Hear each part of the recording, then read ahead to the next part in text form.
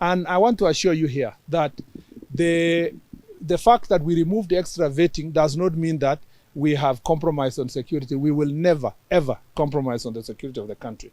What has happened is that the processes that we are going to apply now in terms of identifying who has got an ID, who has not got, is to leverage on the existing data across you are. You can just wake up at some point and at 18 you discover that you need an ID. We have your information since you went to school.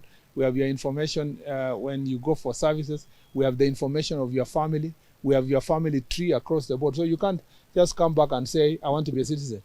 We will see who is your father, who is your mother, who is your sister, who is your uncle. So technology will have helped us to achieve this thing. Number two, I want to dissuade all Kenyans that think about this as about Northeastern and our border with Somalia.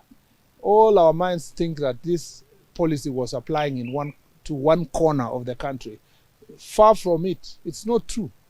It is applying to all corners of the country, from our border to Tanzania in Hispania all the way to Kwale, Lunga, to our border in Turkana with both South Sudan and Uganda, to our border with Ethiopia, and then to Somalia. There is nothing here sinister about one corner of the country, and I want to give you the confidence that this does not mean that we are going to compromise on the security of our country.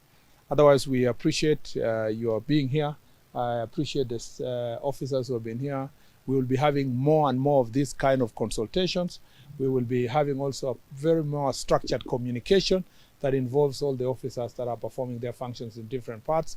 And you will not have to struggle to get government communication. We will want to make it possible for you, if you don't get me and you get the chief will be able to tell you what's happening in government. We want government information to be as available as possible to the lowest level of governance.